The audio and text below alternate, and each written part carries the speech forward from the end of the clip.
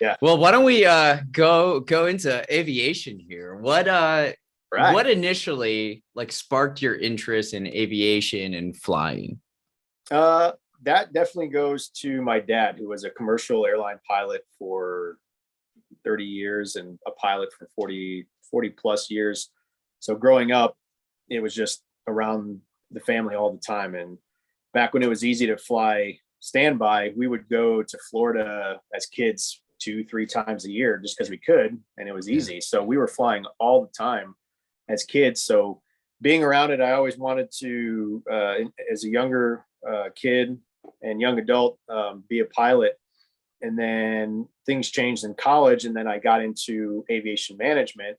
And instead of going the pilot route, I have gone the management route, or in this case, operations route instead. And it's been pretty fun. I've been doing it for about 14 years now, almost 15 years. But it all goes back to my father and him being a commercial airline pilot. Yeah. I remember Joe in college, he would tell me that like your dad would commute out of Philly, but he Yeah, lives in Illinois. And it was like, what? How does that that work?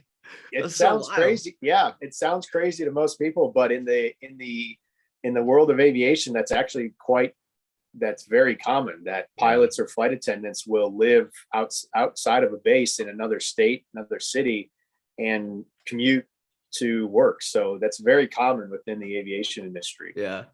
Yeah. But yes, Uh, it's like, oh yeah, my dad's commute is like 800 miles or whatever. right. What? Yeah. That's It's, that it's, was always it's so crazy to think interesting. about it, but for us, it was normal. He would have Yeah. to leave early so he could get, take the first flight to get to Yeah. Philadelphia or Charlotte, wherever he was based at the time. Yeah. And but that was a great sacrifice that he made for the family.